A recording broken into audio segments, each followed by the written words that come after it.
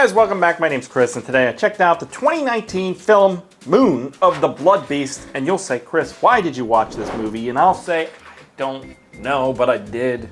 And it made me very mad. And we're going to get to why it made me mad, because you'll look at the cover artwork and I mean, my immediate thought was this looks AI generated in some way, and when you zoom in on some of the details, there's like extra arms and shit. So it probably is, or it's gonna be a bad movie just based on the cover artwork. You know that. You know that this poster, this creature, the Blood Beast, is not gonna live up to the actual Blood Beast in the film. Like the poster, it looks kind of cool. In the movie, not so much.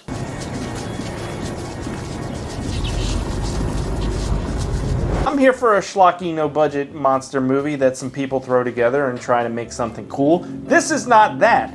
This movie is offensive. It's so offensive because it's very clear that the one thing that the creators of this film cared about was filler.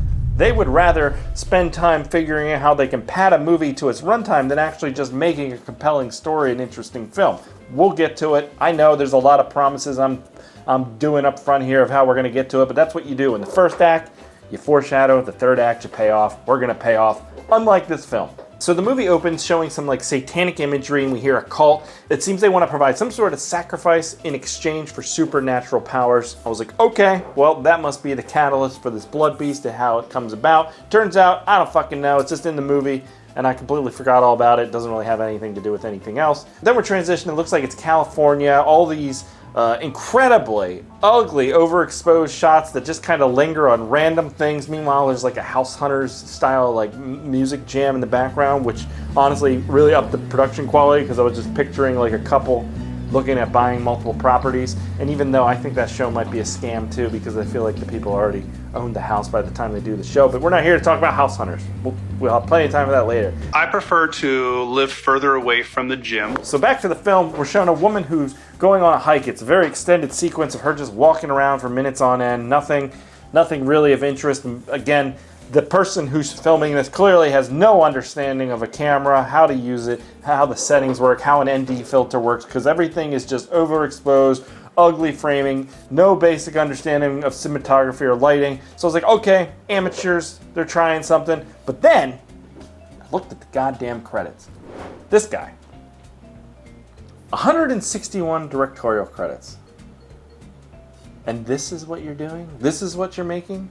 I mean, even if he wasn't trying, just by the nature of making so much, you would improve. It's just clearly they don't care. I don't understand this mentality, how someone can do something and just care so little that it's just like it breaks my brain to think that you would bring other people into this and have so little effort put into this thing. It's insulting to the people that you made come be in front of the camera, and it's insulting to everyone who had to press play on this movie that you care so little. But we're gonna keep going because there's more to get at, and there's more that will prove my case.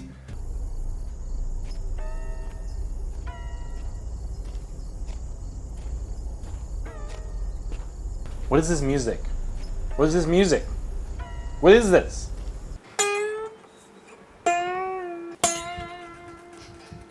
This is not a fucking soundtrack.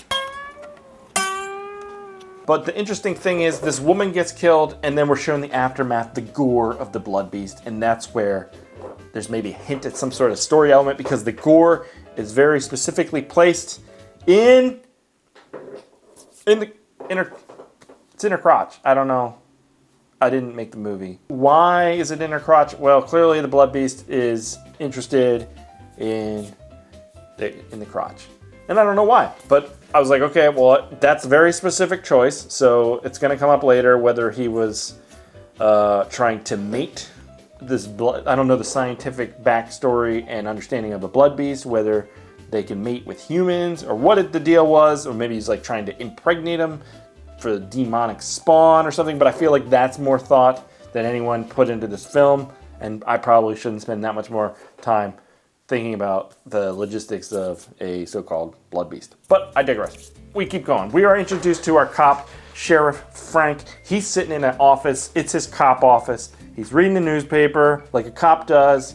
He has his cop secretary come in. She's like, do you want some more coffee? He's like, I'm reading this paper. Right next to him is like an Emmy Award for cops or something. There's some sort of statue. They're talking about the recent hiker who's died. And then this other guy comes in and starts relaying the backstory of this blood beast is back in town.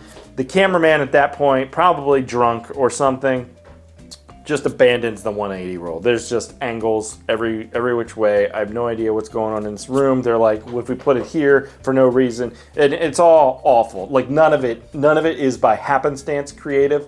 Like they didn't accidentally put the camera in a creative way ever. It was just, how can it be the worst thing to ever see?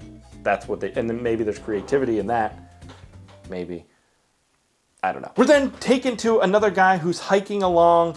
He hears the blood beast. We get the blood beast POV shot, which is just a red coloring over the normal shots, and it's slowed down. It's very ugly. It's not cool.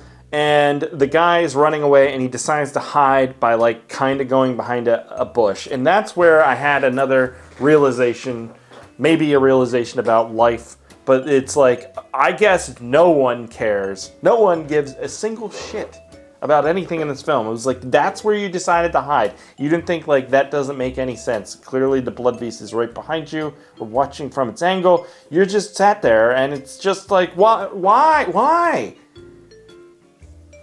Why does no one care? Why does no one care about anything? Why? Are you telling me this actor was like, well, maybe I should go up a little bit?